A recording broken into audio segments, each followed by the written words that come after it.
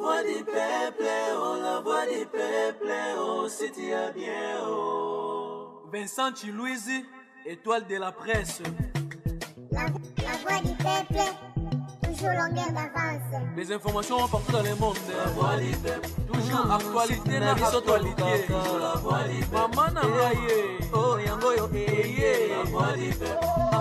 Avec Vincent Chilouizi, et ça la reine de émission de la presse. Montre Musique et Primus présentent le concert de l'histoire, le show de la réunification. Wenge Musica 4x4 BCBG, 25 ans après, ils seront tous là.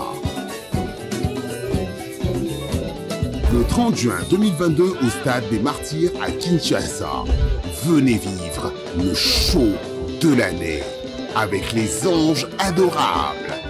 Wenge Musica 4x4 BCBG, Yabiso Wenge. Prix 5 000 francs congolais. Ouverture des portes à 10h. Infoline 09 00 11 51 16. Une production Mansa Musique. Mesdames et messieurs, merci de nous faire confiance et de toujours rester branchés sur votre chaîne de télévision, votre chaîne en ligne, La Voix du Peuple. L'honneur, c'est pour nous de venir une fois de plus devant vous, justement, pour vous présenter cette émission. Une émission qui aura beaucoup plus l'importance ou des informations à caractère politique. Donc désormais, Michel-Ange Lolouma, qui je suis, je serai là pour vous présenter des émissions politiques, actualités sociopolitiques de la République démocratique du Congo et pourquoi pas l'information qui couvre le monde. Alors pour ce numéro, nous avons l'honneur de recevoir un digne fils du pays, au Ebele peut-être billet, na ba casquette Moussousou, tozu esengo reçoit exclusivité parce que depuis un certain moment, aza awana Kinshasa. Alors j'aimerais bientôt Solana Yemokwa se présenter et Isabien Makassi. Bonjour monsieur. Bonjour, Ndekonangai Michel-Ange Lolouma. Alors toyambi lelo na plateau na biso apoto sur la mambo etali mboka Congo. Mais premièrement on sepela yo moko se présenter aux anani, outi wapi peu osa nini précisément à na capitale tozo mona toza na sima biso palais du peuple. Merci mingi nazali mwana Yasuka ya Patrice Emery Lumumba. Na mingi oyo bobane komona na ba photo, izalaka misato tominei, mais nga na botami 3 mois sima ya liwa ya tata na ngai awa na capitale. Navandi tina âge 20 ans nde nalandaki baya na ngai na mboka ya Poto. Tovandi na bango pendant 12 ans ici Kamoko. Bango en 1992 to 1992 ba décidé bazonga na mboka na biso bango na kozonga te. Ce n'est pas le bon moment parce que je connais également mon pays na yangwana, mais na yaki komona na ba élection oyo ya to ba 2005 ou 2006 na bana ya Lumumba ngam nazalaki candidat à la présidentielle, mais boyebaki bien wana zalaki présidentiel moko tozalaki na 4 vice-présidents, mais ezalaki pour ngai koya kolakisama devant peuple oyangai. Ezalaka na 2 tours, mais na deuxième tour entre Mbemba na Kabila na boyaka kopona moko na bango pambate babengaka avant ozala mokonzi ya mboka, il faut lakisa projet ezalokola ko tonga ndako na kozala balabala ba terrasse bani ndenge wana pays ezali ndenge moko bal permettre kinga na vana na mboko te nazalaka résident na nini parce que ba depuis tokimba na kimamboka nazali na tikala congolais. Donc au passeport na biso. Ya biso ya Congo. Passeport à Congo. Nazali pe na carte électeur na yaka na mboka, mais pour na ko sala na mboka ba pesa ngai tango te oyo ya kovanda ko travailler ya ngona nazalaka mingi na mboka na France. Yambalo na zongi pambate na ye liboso na bino po ya kopesa avis na ngai oyo bokaki parti nzoto ya papa ezali kozonga yango na yek. Merci beaucoup monsieur Guy Patrice Lumumba bandeko ba retenir que ozali mwana suka ya Patrice Emery Lumumba, c'est-à-dire botamaki 3 mois après liwa ya papa Nabino. Alors d'entrée de jeu na reposer question ndengo uti ko énumérer en introduction. Tomoni bandeko na yo ya mwasi pe ya mobile plusieurs fois sur le plan médiatique ba travailler na le président honoraire Joseph Kabila, le président Tshisekedi a outé ko yamba bango récemment suite toujours ya makambo ya relique ya le feu premier ministre Patrice Emery Lumumba. Qu'est-ce qui fait que bandeko no ba prochara ba pouvoir en place mais yo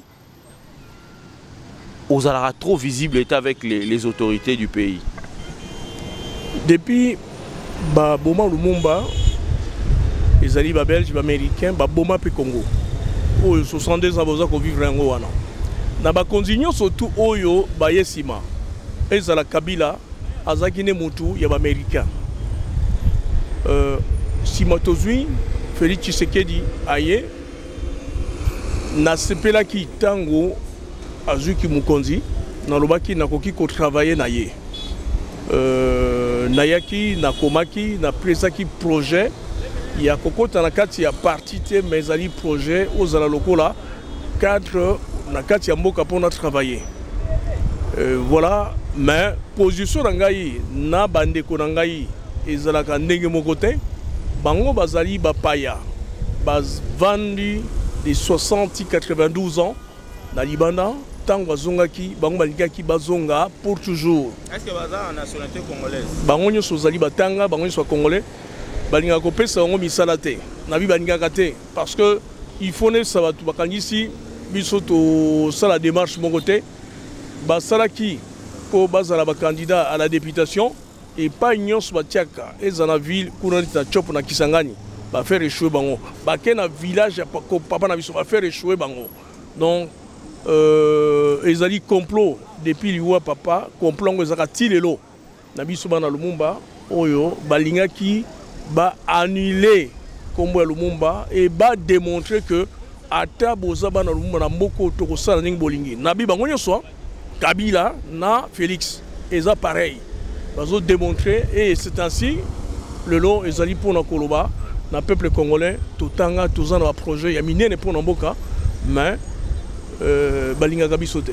Alors monsieur Guy Patrice Lumumba yo zongi olobi ozalara de plusieurs fois d'ailleurs ngana kutano récemment na Kinshasa ozamba projet malonga mais démarche na yo oyo omena est-ce que est respectaka logique pour nous raconter peut-être le président de la République actuelle Félix Antoine Tshisekedi ou soit on se contactera toujours dans les médias en train de critiquer le pouvoir en place?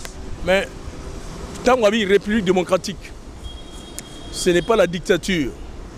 Dans la France, Okoyoka ezala Macron nini. Soki okomi mukonzi, mboka ezali ayote. Oyena vision oyayo. Mais toko critiquer parce que ezali pouvoir n'est pas peuple. Tala par exemple le yo tozomona ba aveugle nazomona na bana na bango bana bazotangate. Donc politique sociale ezalité. Babamba za kobota bazozongo otage da bana ngai soki mama na ngai ba bisinga ke abota ngai bakanganga na boloko na kati ya maternité ezali tozo critiquer donc ezali tozo critiquer mon konti ezali ba fai oyo bazanango tozoloba biso tokoki kosala mieux tokoki koloba bozo biso tosala aussi totangi na poto tovana mindele oyo tomoni mundele kinga maelete na travailler kuna. Mais nous avons contribué à poto.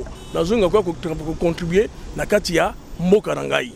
Voilà, pourquoi Tozalaka, Negolobi absent, pourquoi nous avons critiqué, nous avons une évolution et salama. Nous avons comme président Nabiso Vandi, vision ya kopesa ba jeune misala.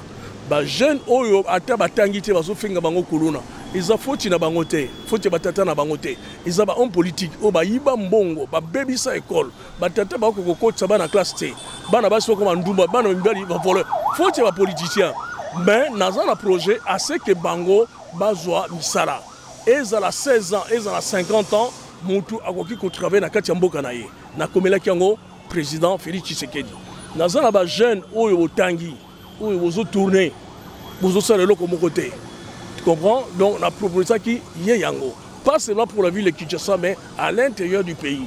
Donc, et que ça a la vision, et puis à un groupe Yabato. Voilà ce que j'avais proposé. Nakanisi, il y a aider Yemoko, il y a aider pouvoir naïe, parce que nous avons disposé à travailler pour notre pays. Vous avez disposé, tous allez qui disposé. Na comment qui déjà nabi tant au proposé, hein, tant au proposé, kutu nayebi, pourtant on a ko échanger na yo, hein, tant le président Félix Tshisekedi Mokonzi, nabani ba critique, nabi tane bazo bimsa mongo po bazo yiba pona makamo ya saute mouton. Tant on a besoin nini, oh, boninga ko critiquer, mais toujours critiquer dans ndenge nini. Vision tous en ango et ça la makanengo na te. Comprends? Tous en a besoin ba libanais, tous en a besoin ba turc, to koki ko sala ngo biso congolais, to pesa bande ko na biso misala. Comprends? Tout construit. Tous en la fière nango. 62 ans tous en a ingénieur. 62 ans tous en a ba expérience surtout. Bon on a poto est-ce que tout le kotaka ba fulu? Non. Tout ça là na biro na minene non tout. Donc nous pouvons venir ko sala yango na kati ya mboka na biso. Voilà tant là-bas qui proposé naïe ils appellent pour na kosolona ba congolais pour na koloba bon mon até bana lumumba basala kelo côté to proposaka mais tozoka réponse t tozali disposer toujours pour na kosala la pays.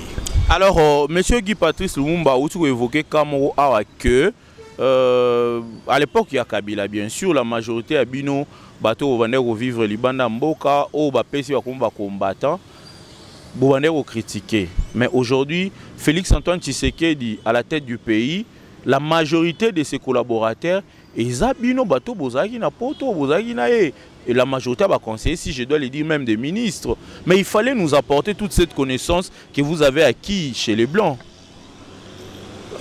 Au Gabon, on a surtout tant ou tant en nenge ya prophétie faut ça la keba pour Satan a koki ko ko bimela bino en avant que na prophétie zoloba ki oyo yé a prometa bino batu ya malonga bazali ezali biso mais biso to landaka mbangu te au moni tango yaka batu mingi ya poto bayaka bakende ki ko tondisa hôtel Béatrice Sambongo au moni bango wana bon donc oyo groupe wana Sambongo bavandi na Bethel Béatrice azala obligé argent public babi bozonga mais ndambo batikalaki bazana ye biso toyaka na batike na biso moko toyaka tout d'abord tukomone na bina yo nazo proposer naza prêt au moins na ville à Kinshasa là na yaka na kena na police nabi nazo linga ko nettoyer ville à Kinshasa to longola mituka nyonso za ko traîner to créer fourrière et belé to créer tu comprends mais le loyo ngobila le raye et le connaît ça là ya oti pe poto mais na poto to keseni eza na batu bakene ko tanga na batu bakene ko sala batu bakene ko sala ba beta kama bantu mani to sala ka biso nyonso mais oui mais tango biso to ke ko tanga naza capable ko balelo nettoiement ya ville à Kinshasa va fulu tous en a besoin d'experts minéralité tous en besoin d'unité ezali qualité vision ya moto et le kongai ce que na lobby naza capable hein naza na vision otokoki ko salela mais bango bayaki na nini bayaka tout d'abord azumongo ba t-shirt ba nini na seni ya futi kombe bimi gouverneur kombe bimi ministre kombe bimi muto zo somba isika. Mais il est incapable. Ngobila est incapable dans Zoloba. Aza incapable. Non, s'il faudrait qu'on ça la brèche par rapport à Ngobila. Ngobila zotonga ba route secondaire, ba embouteillage, tout le monde est commis quand même décompté. Na ville province à Kinshasa sur base de quoi vous traitez monsieur le gouverneur à ville à Kinshasa incapable na ba prérogatif na. Banga na mboko démocratie. Bomesani boyoka ka vérité te. Na koyeb sabino vérité, monto zali capable za capable. Ngobila za incapable. Sur base de quoi mais faut reprouver. De bangungi, banjinji, asala ngoni. Yemoko place zo vanda. Yemoko bande zo tonga. Mais ça secrétaire bino bobo mango. je viens pour parler pour un bénéfice à bino. Nae koloba, tout bazali ba incompétent. Nae koloba, le président, ce qu'il avait annoncé, ils avaient l'intention madame, mais il n'a pas de bonnes personnes. Oh, basali laye, ça dit vision, ba kofinga ye, tout kofinga présent. Pourquoi? Ati ba tout oh bazali ba incompétent, ba diplôme bazalango. Au moins différence c'est ça, il y a Kotanga aux administratifs na moto tangi bationeti chef superviseur. Tu comprends? C'est-à-dire le superviseur a la vision comment demain na Kinshasa nga na zomona tolongoli ba fulu tolongoli ba mitu ko nzela ba jardin komi ba quartier komi to komi kotonga. Donc tout d'abord vision na kiko vana na bi regarde comment nous allons faire équipe. Mais lui il est arrivé quelle vision là. Tu comprends, il n'en a pas. Ils ont un titre. Donc pendant 60 ba bomi boko yozali ba homme politique. Nyon surtout bavandi mbiza bavandi gombe bavandi limete bavandi ma campagne mbongo ba bomi po bango bavanda kakuna. Et c'est ça aujourd'hui dire la vérité. Hein? Donc nazoloba vérité. Parce que dans la combo où on a l'obéla peuple, na l'obéla na potoloba, bah au bazali, il y a madame bazali. L'air Laurent Désiré Kabila yaki, au bayaki liboso, bogaki banini, ba diaspori, bomona ima kamasali.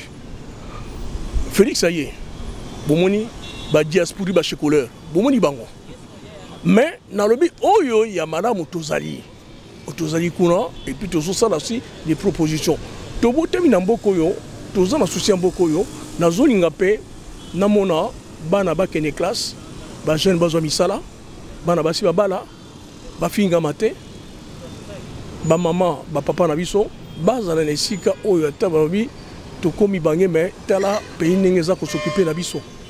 C'est ça les soucis. Naza souci ndako na ngaite, naza souci voiture na ngaite. Naza souci, tu comprends? Et pas to que to moni monde naza souci ya peuple na ye.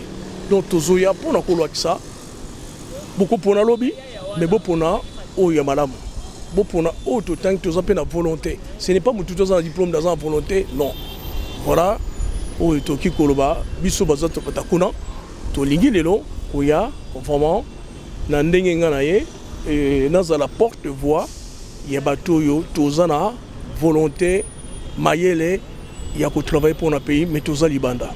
Alors, merci beaucoup aux fidèles internautes pour comprendre comme Bino Mabozu Solanzela, nous avons échangé avec Guy Patrice Lumumba, mon fils cadet les Benjamin, donc moi na souka Patrice Emery Lumumba, nous avons sur l'actualité politique. Alors, avant tout on a makambo ezali à rapatriement à relique à Papa Nabino, na lito sur le nom mambo Italie Est et à RDC. Depuis un certain moment, depuis longtemps d'ailleurs pour ne pas dire un certain moment, les Rwandais nous agressent, nous persécutent, tuent nos frères et sœurs à l'est du pays à travers des mouvements rebelles et tout. Quelle est la lecture aux Osala Lelo par rapport à la résurrection à M23 où ils ont ça terreur à Makassi et si je dois l'insinuer, Paul Kagame qui est prêt pour la guerre et cette guerre doit se faire ici en RDC. Au moins dans un pays surtout, il y a monde, tant que bengi armé, on ne cite pas les pays en entièreté. Force armée congolaise, force armée zaïroise ou avant zaki armée nationale congolaise. FARDC et Ngi Koloba, tango Américain, Pesi Minduki Nafdel, Babi, tous ba groupe, il y a Tutsi, Bazaba Rwandais, Ougandais, Burundais, tous tout créé un Congolais, Bobondissa, Mobutu, Baye Bakoti, Baroubé Rwanda, Baboyi, armée Ebengama, force armée congolaise, Babi non Ezali, forces armées. Donc l'armée n'a pas constitué un groupe. Il faut le président changer combo. Pourquoi ils allaient FARDC? Et nous Koloba, un groupe. Un 23 ils allaient groupe. Ils ont négocié tout un groupe na Minduki. Mais baza ba Rwandais bangonye surtout. Ba kana bandundute, kasa iteninte, ba vana kana frontière. Ce sont les gens qui sont formés par la CIA. Les alliés américains omonaki amer ninga tambulaka awa abi Congo ezali ya ye ake kuna na nini minembwe bafoto so basalaka bino te ake na batuti bazolinga bazwa parti wana. Donc ngai na koloba unité tolela oyo nyonso babengi elongi rwandais na police na armée na service de sécurité tokanga bango o baza na Kinshasa tokanga bango tofunga ngo kamoko na bandundu so balingo za congolais na armée balongwa ainsi oyo ko toucher frontière toko beta masasi tina Kigali ba service secret na biso ba yebi yango tokoki ko assassiner nani Kagame François Beya azalaki wapi basana Mobutu ils n'ont jamais formé Batou tokoki ko assassiner moko na moko comprends service pays union surtout dans le service secret et non pas aner ko kangaka ba congolais ba journaliste bo moi ba rwandais bazana na capitale na seconde guerre mondiale États-Unis na Japon babondi bakangi ba japonais surtout bazwa nationalité américaine bakangi bango surtout batia bango na désert botangango donc toza na droit ko kanga rwandais surtout za na police armée to longole na frontière yaka na bandono to pesa bino terrain net wolingi bilanga bangu allez to salango to ko beta masasi une diplomatie exate to boma Kagame toki ko bomaye toki ko boma un c'est lui qui fait couler les centres congolais toki ko bomaye ba service secret toki ko assassiner. Voilà la solution. Il faut pas respecter congolais ba pays nyon surtout Angola Congo ba bana ko respecter to bano boma moko na bango so ba saka na biso. Alors merci pour na waneza proposition na o meto ute au moins déjà président Félix Antoine Tshisekedi a comme ko longola ba officier supérieur même na carte armée au bazali ba rwandais. Mais récemment na ba mikole ute le président avait déclaré que ba Nyamulenge baza ba congolais alors que ba Nyamulenge baza na nature moko ya batuti. Au moins te ko bota confusion parce que na armée na biso ba Nyamulenge musupe bazaka il se déclare des congolais partout ba sa ba déclaration en tant que des congolais. Nous avons au moni ezali susceptibilité sur domini soza tuti na ye na sololi na ba colonel ba généraux oyo bazali awana nini école de guerre bazali batakuna balobi le président Félix ne connaît rien du tout biso il y a 3 jours na sololi bango babito zo komeno tout ndenge nini toki ko gagner abiso tokoli kuna eza lokola ba kongo na bazombo comprends ozozo mongo bunda na bazombo babombani kote bangidiga bangemba non donc ba natif le président longoli 4 rwandais ma bazali 200 et quelques rwandais le président longola alongo la liste alongo la 4 rwandais tout alongo la bango donc 4 c'est insignifiant mais c'est insignifiant ah bon que les sont pour na longité nazolo parce que ça pays nangai nazolo parce que oh baso kufa kuna il est le président et ça gouvernement donc je dis demain à Kende mais biso zo ba congolais toujours peut ça y est ba solution ce n'est pas lui qui connaît tout ce n'est pas ce conseil qui connaissent tout tu peux pays na biso donc toujours ngopé ça makanisi ya lobito longa lobi ba respecter biso.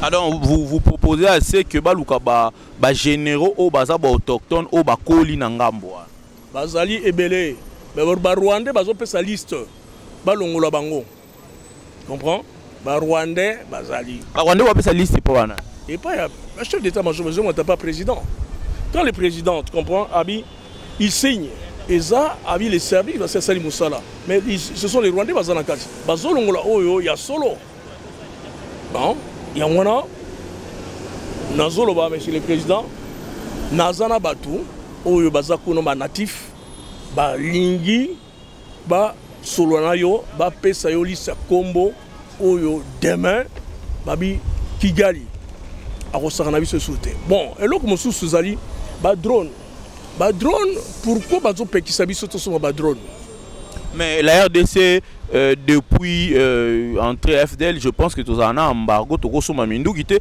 d'ailleurs prolongé en juillet 2022. Non, nabi pays nabiso, non ngaza koloba. Chine fait partie du Conseil de sécurité. URSS fait partie du Conseil de sécurité. C'est l'Amérique ndazolingate parce que Kagame azali allié américain. Qui en bas russe. Oui, bah russe après si banani ba centrafricain ba drone. Ba silisi ba français. Ba mané ko yiba kuna. Mali, ba russe après si ba drone.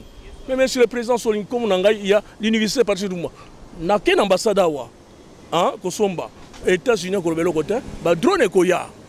Toko silisa ba mon commandant, toko piloter. J'ai dit au président, je suis prêt de contacter l'ambassadeur russe pour que nous puissions acheter le drone. Et qu'il y a à Kyoba, embargo. La Russie est prête à vendre les drones au Congo. Merci beaucoup, Bandeko. Vous comprenez que quand des amakassi, M. Guy Patrice Lumumba, il y a la vérité quand il le faut parce que ça dérange dans le niveau est à Congo. Bandeko, depuis Banda, Koboma, Kokufa, et tout ça, la guitare au Mingité, Baza, Bandeko Nabiso.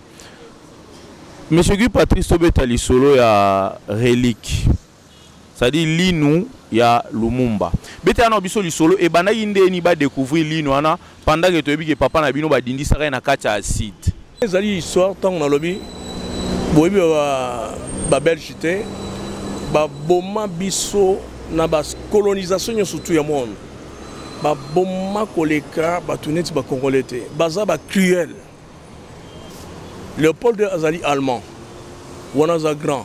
Au moins Hitler, au moins Azali le plus grand. Non, Hitler a bouqué. C'est-à-dire, aujourd'hui, locaux là, Léopold le plus grand crieur de l'histoire. A bomma ba congolais, tu comprends? Babane ko sala so ba bomi batou, ba kati motu, ba tindikuna. Tozan a 687 têtes, il y a ba chef coutumier congolais. Oh, bah, ils ont en Belgique. Au moins, on a crioté. 687. Un grand criol. Oh, roi Outozala. Mais c'était un assassin. Dans le moment qu'il y a un assassin, il fallait que Yamaï Boïté. Mais tout le monde a réclamé pardon que par rapport à Mambo au grand-père Naya Sala a présenté des excuses à Congolais par rapport à Mamio sur les caca. Alors, bien excusez, à lui regret. Boma, donc, dans l'ère de l'indépendance, armée belge et Zali na Katia Congo, na Kamina ba belge bazali, ba kendete. Na Zoloba, police d'indépendance, police ba belge bazalaki. Na armée ba belge bazalaki. Na administration ba belge bazalaki. Les Belges faisaient tout. Ils ont pris quelques personnes. Mais rien, ce sont les Belges qui ont en place. Donc ils disent arrêtez Lumumba, tuez-le. Mais les Bakangi, Betty Lumumba, ce sont les Belges. Bon, ce sont eux. Na Basali, parti accord et Kei. Parce que Zalaki, il faut qu'on l'accepte. Parce que dans le bas, jour où on a Lumumba, Mouto Sotem Jeep Asimbi, c'est l'ambassadeur belge. Il était l'ambassadeur belge. Aussi au Kabaloango. C'est-à-dire aux Omona, donc l'ambassadeur belge représente le roi belge. Il faut Mona. Elle a convaincu qu'il y a Koufi. L'ambassadeur belge, c'est lui qui était devant la Jeep Kendewana. L'ambassadeur belge. Parti à Nzoto, ou bien des années après, soldat on a la question, policier wana, il n'est pas poursuivi. Donc si nous comprenons bien, Lumumba Badindi ça na acidité, ba parti en Nzoto ne kenda à Belgique. Ce sont les Belges qui ont dit. Ils sont en abysso, ce sont les Belges qui écrivent, toujours répété. Surtout l'Église catholique, à l'Obagatou ou au Babel Swaligi. Les Belges ont écrit. Comprends? Mais où est-ce qu'il y a eu vérité? On a qui parti à Lumumba kenda en Belgique. Mais na Zakuna, na Tangi, aujourd'hui, tant on a des journalistes qui sont là, des pays Moussousou, et Bima, na zo ba témoignage, il y a des Belges, au Bazalaka, comprends, à un moment, parce que mon d'abord, les Ngazala qui n'est pas vérité, qu'est-ce qui s'est passé? Donc, son a sali témoignage, j'ai commis en gros, la commune, comment on a comment, place en Zaraki. Tu comprends? Déjà, Baby Singai, Polo Okito, na Lumumba, abi, ba boma qui va les gens dans quatre avions. Mukamba ba be, siko film wana, o Mukamba bo alongolwate, ba filmaka.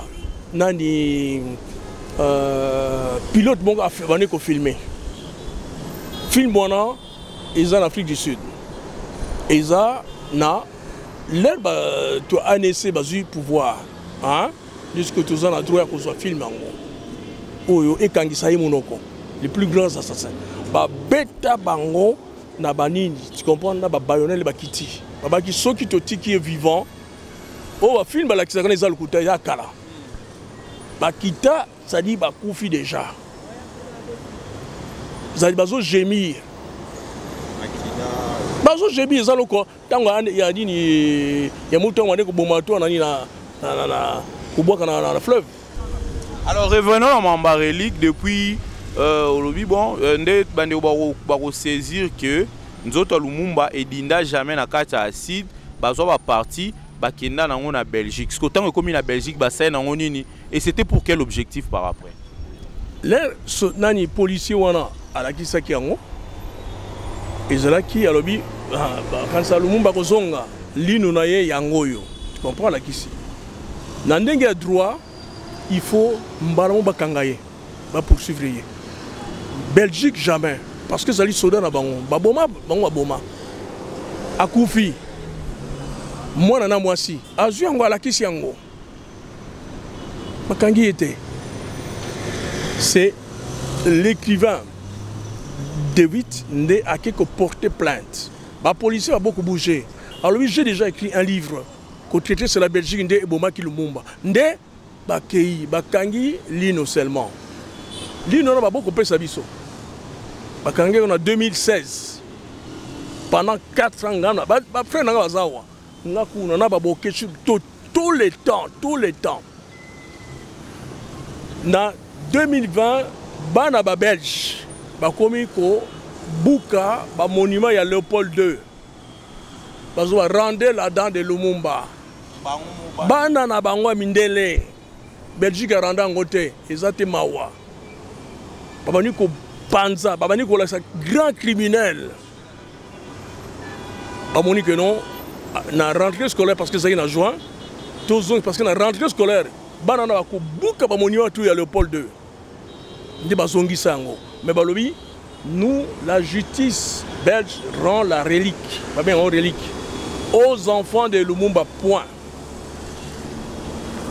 bon ngai heureusement nake nasenga yango balobi na ngai yaka na carte d'identité na attestation de naissance oyo bakomi kombo tata na yo na sala demande na ke na sac na ngai sako kaka jou na sala demande parce que na ye na copie ba beti cachet original na bosani kopesa nini acte de naissance balingi kopesa ngai yango j'avais oublié parce que ngava na France à Paris na na Belgique le nazo zonga na moni yango donc sali bien nde ba pesa ngai c'est-à-dire affaire ngoza tout mon été ba pesa biso lokola mukwa mo mboa c'est-à-dire bozongo comme ça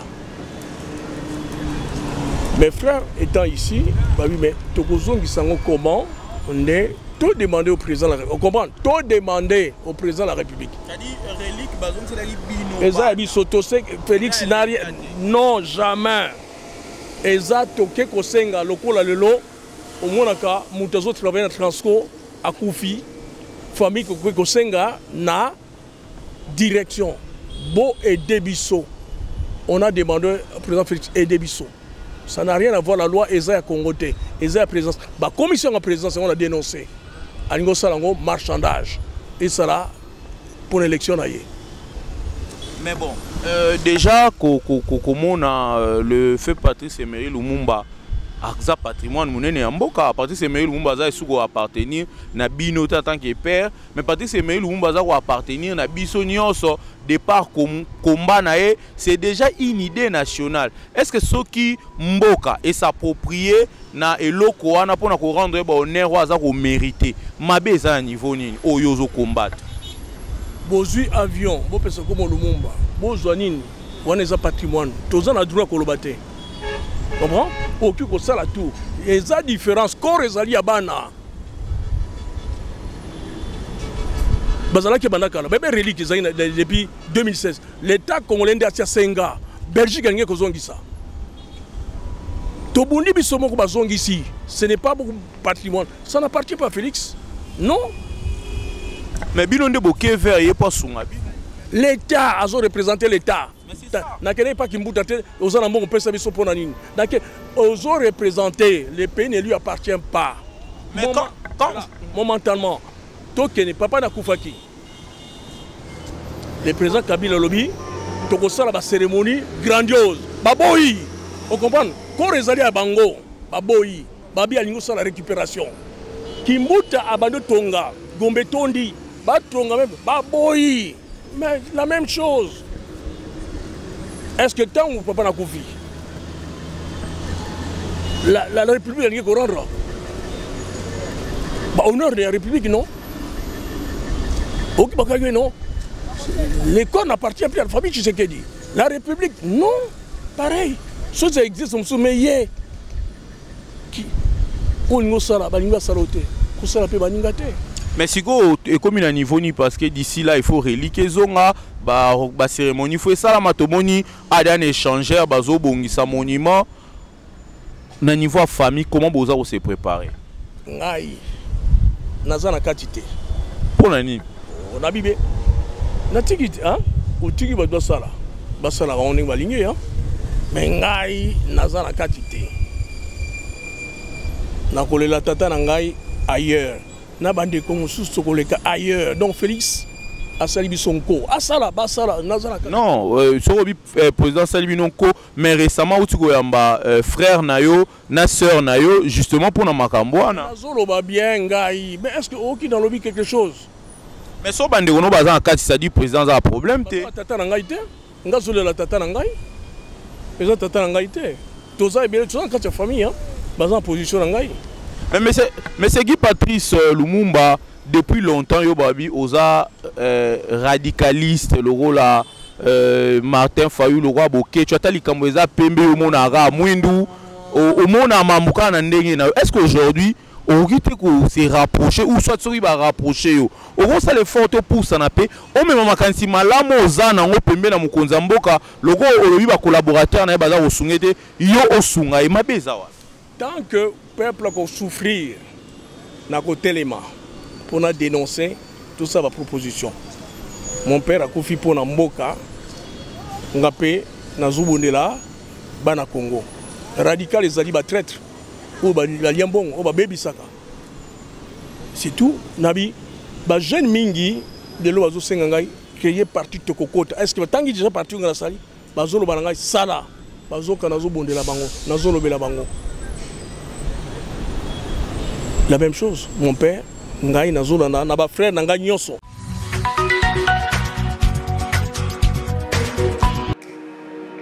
Allô. Ils sont là.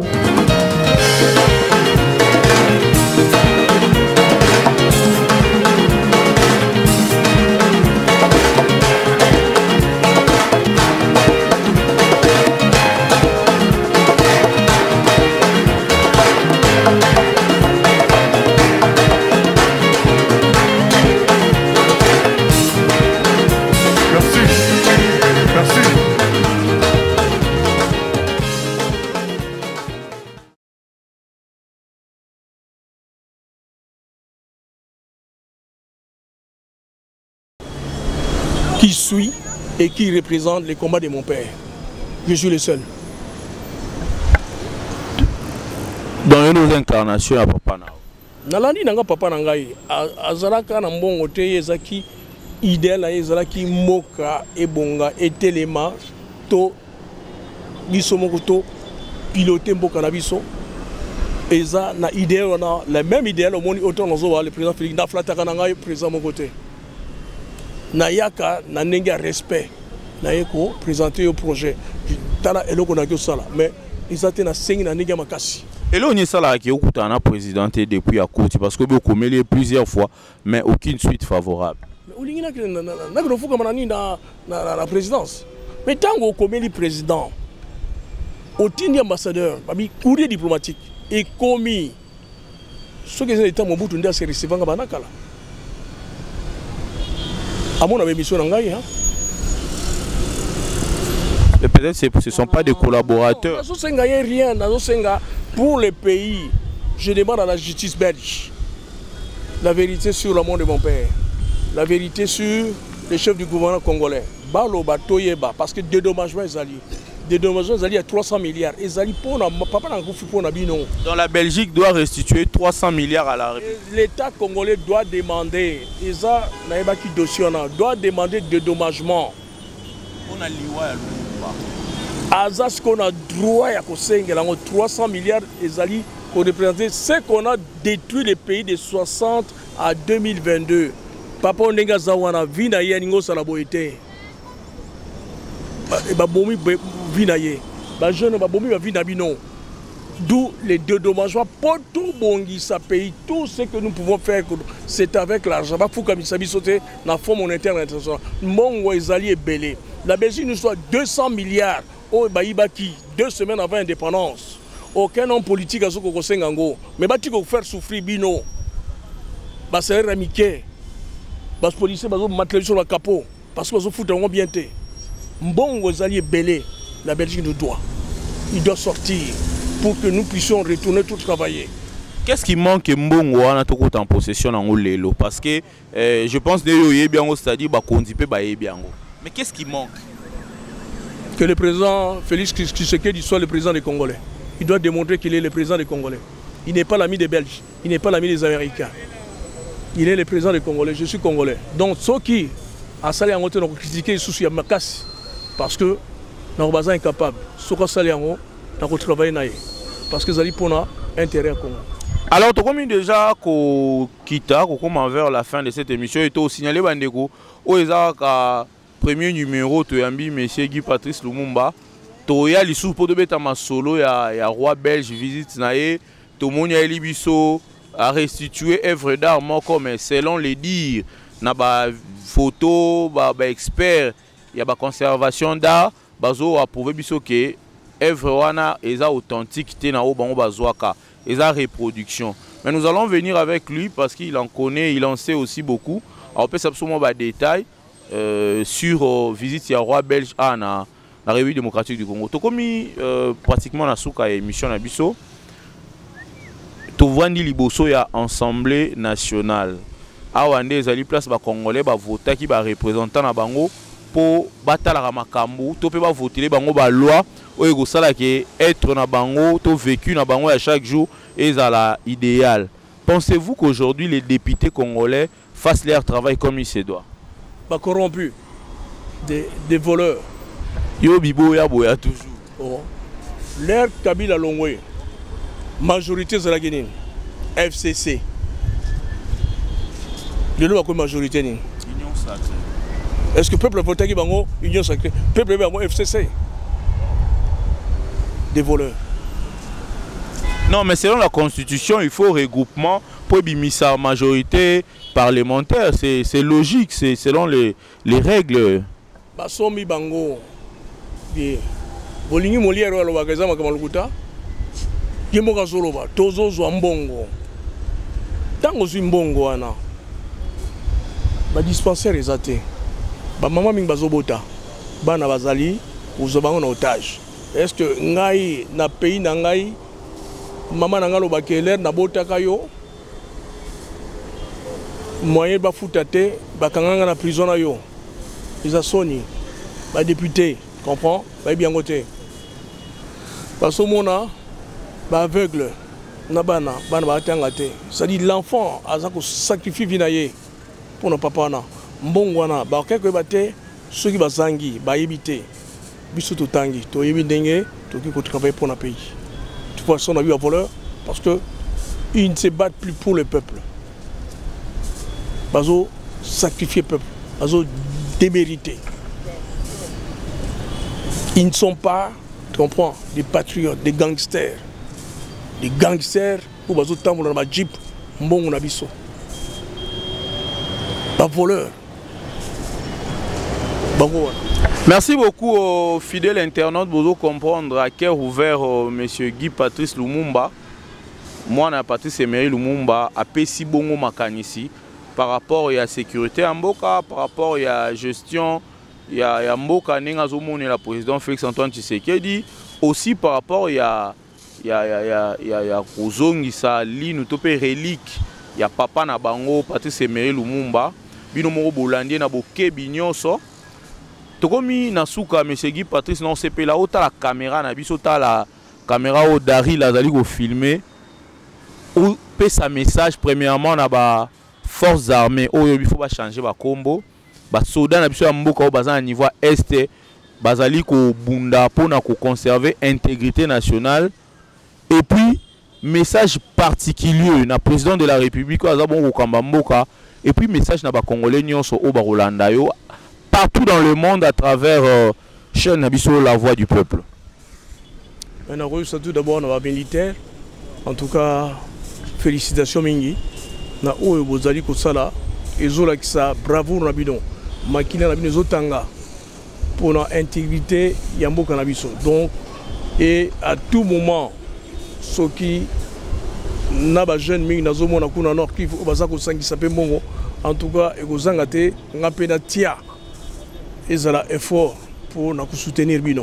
Vraiment, grâce à vous, Toki Kolbalelo, Toza, na espoir. Et puis, au président de la République, je sais qu'il a demandé, soit le président des Congolais, tu n'es pas le président des Belges, tu n'es pas le président des multinationales, défends les intérêts du Congo. Et nous voulons, nous tous, avec vous, travailler et défendre le Congo. Aux Congolais. Comment? Aux Congolais. Aux Congolais, mais je suis là, ce sont des frères. Nabi, vous avez vu Papa Akoufa pour Nambokoyo, Nani Koya Koyo Sabino, qui jusqu'à présent, Bassa Rabi Sonko, Nani ko démontré que tu es capable, Totanga, tu peux travailler, c'est moi, contribuer pour le bonheur, pour le bonheur à Congo. Donc c'est avec vous, tous compter et message Jangai Boyeba. Boyebate que Bana Lumumba, tout ça, la proposition, tout l'ingapé, tu comprends, tout travail, Nangai, Nalingi, en tout cas, travail, papa, Salaki, sacrifice, je vais sacrifier également pour vous. Merci beaucoup, M. Guy Patrice, pour la exclusivité au PCBISO. Je pense que Torozon a mis que les aïeux pour tout le béla bongo, thématique, moussou, soupé, marambo, et toujours avancement en Boga Congo. Fidèle internaute, merci beaucoup. Je pense que vous avez tellement ébélé pour la émission Oyo.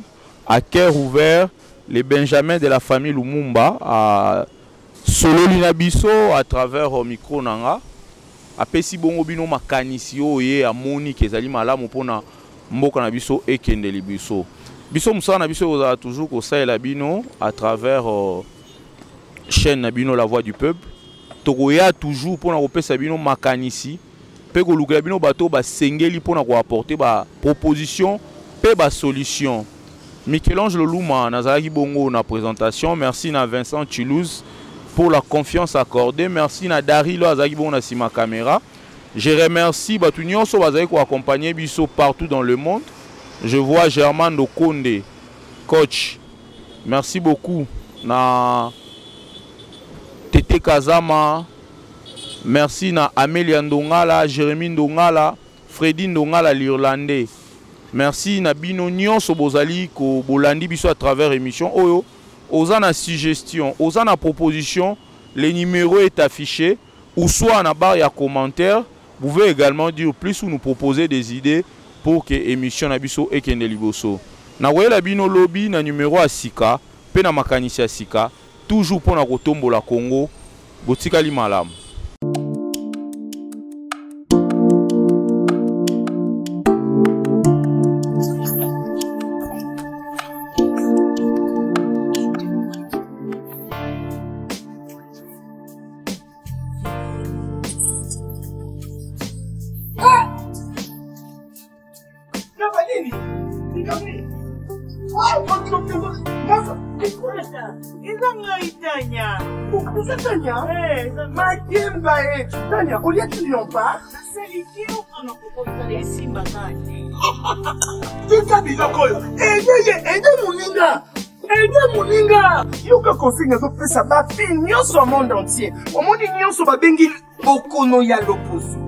Tozo déjà solution kala laboratoire Méamycine.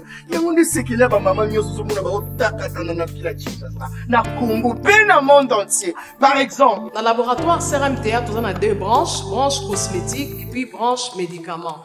Dans la branche cosmétique, nous avons dulci au collagène, pour ça il y a un sérum, un savon, pour le traitement il y a un tampon, bandouta, ride, poche et puis cercle. Nous avons d'ici réparateur, pour ça il y a un sérum, un savon, on peut associer gel douche, pour le traitement il y a un bouton et puis qu'on répare le poisson. Nous avons d'ici cheveux, pour ça il y a un huile, un shampoing, pour le traitement il y a des cheveux abîmés, des cheveux haut et baby, des cheveux colorés. Ils allaient ko botisa suki noki et puis ils allaient ko retarder repousse ya ba cheveux blancs. Nous avons un parfum na biso o to sali à base ya banzete na biso ya Congo. Spécificité na ngo ils allaient ko kitisa yo stress na kati ya nzoto. Pour na ba douleur, ya rhumatisme, ba douleur ya mukongo, makolo ko vimba, makolo pasi, pomade diazolate. Et puis ba kisi ko eza na CRMTA. Ils allaient homologuer le ministère de la Santé, c'est-à-dire qu'ils ont l'autorisation, il a mis sur le marché, au niveau, il y a Mboka et puis les bandes, il y a Mboka.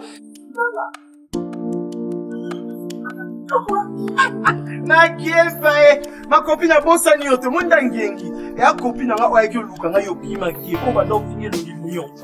Il y a un finir soit compris à monde entier. Référence na biso malade nyonso ko déranger na poso. So ika le répéter à infection ta malade nyonso a poso. Ata ma palata. Biso lesto akana na laboratoire. Mais à l'isi. Nganzo to na nyonso kuma ka bien. C'est ta porte na bien ici.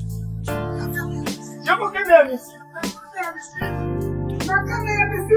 Ma caméra ici.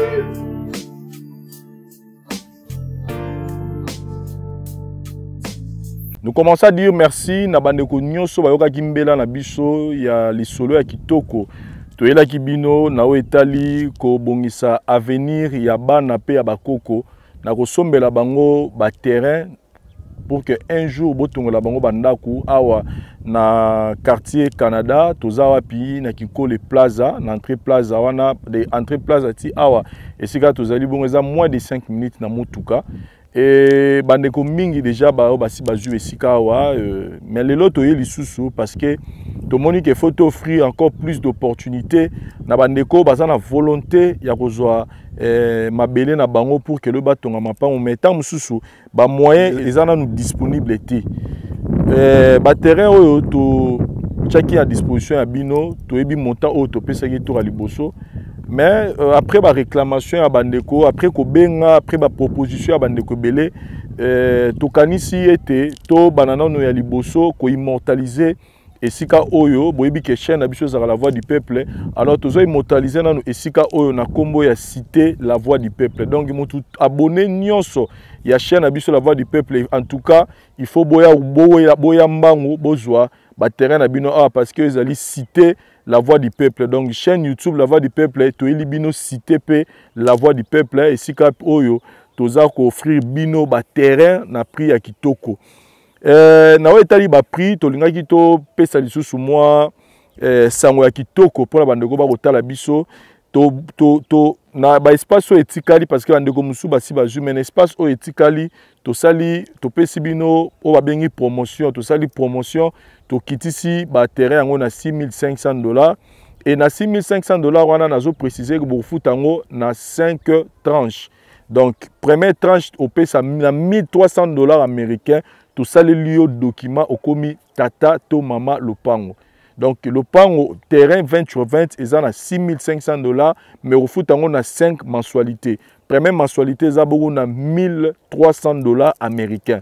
Donc ce que tindi $1,300 américains na yo yeba que aujourd'hui 20 sur 20 na yo et mbongo ekotikala opesa biso on a 4 mensualités ekotikala. C'est-à-dire na mois on va verser biso 1,300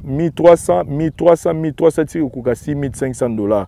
Nde au silisi problème non mais déjà avec $1,300 yeba que okangi boue. Donc na ko senga bandeko boko tala ngai partout boya ko kanga boue na $1,300 américains aujourd'hui le pango na yo awa na cité la Voix du Peuple na quartier Canada na Kinkole Plaza. Donc en tout cas o eza opportunité to pesibino awa na kati ya cité la Voix du Peuple. Donc $1,300 américains okomi tata lopango okomi mama lopango esika oyo mai ezali esika oyo courant ezali et puis esika oyo nzela ezali kitoko. Boko tala pemeni banda ko si etongami ebele bande ko ebele basi bakoti mais biso pe la Voix du Peuple to yé poto sala ya biso cité na biso awa cité la Voix du Peuple na $1,300 américains. Et je précise une chose, c'est que vi makambo to yoka kezana bandeko mususu o balinga ba rater ba terrain parce que ndeko na ya ki awa décourager ki ye parce que baboye ki kopesa ye commission baboye ko katela $500 to $300 nenga lingaki aka bebisi makambo biso moko to juste ko charge on a. Donc quand je dis biso la Voix du Peuple Vincent Chiluizi vraiment nazui responsabilité wana ndeko tinda mbongo epa na nga Vincent komi tungisa te boyebi Vincent toza déjà bato yo to yebi ko battre la image to yebi ko battre la réputation. Donc so retini $1,300 na yo basaleli yo papier na yo en bonne et due forme na tindeli yango na mail na yo au recevoir yango mukolo nyonso yo roya Kinshasa oya okuta terrain na yo ezozela yo parce que bandeko mingi ba ko décourager bato na musika po azali na posa tango yo lobi na monta X ya lobisi ayebisi ba vendeur avant de konanga somba bino fo bokatela nga $500. So ba talisi réalité ala bimi akayebisi ndeko na ye ba terrain kuneza mabe so reza mabe place on a telemi mutasombi si terrain na mbala moko bomoni ya ngar o bo mona oyoyo zola nga ngar oyo bomoni ya ngar o bozo mona oyo mutasombi si terrain donc place na telemi 6 parcelles asombi 6 parcelles na ye awa. Donc so ezake sika mabe mais ndeko asombi 6 parcelles o bomoni ya changar o ananga chati so ezake sika mabe mais ndeko na biso bomoni atongi ndaku na ye kuna na suka kuna boko mona ndaku alingaki asomba otepe azama pafana na Canada. Donc azan ndeko avandi pe awa na Kinshasa te avandi na Canada be botala ndaku atongi ya niveau moko so ezake sika mabe akolinga kotonga ndaku ya niveau moko boete. Donc natalisi bino kaka exemple mibale ya mama oyo ndeko oyo plutôt asombi 6 parcelles na ye esiko to telemi na sima bomona ngaro eza esika donc bientôt bazobana ba travaux na bango a na bo lakisa besika mususu na lakisa parce que bango ba pesinga autorisation na bango na lakisa yango mais sinon boya ebele bo contacter ngai moko directement. Donc soki ozana tango ya Kinshasa te ngai moko naza ko représenter yo tinda mbongo epa na nga Vincent ba osala yo document na kotinde longo na email na yo o garder yango parce que oza rassurer que Teresa bien na bandeko batunaki biso o ba problème ba comment ba ba chef coutumier ba wela ba mabele tout en tout cas bo bossa na yango awa eza kuti makamute o chef coutumier o ya o mutu moko ko bima o ya des conflits parcellaires en tout cas awa bo bossa na masolo wana. Donc awa zo soma lupango na kimia nyonso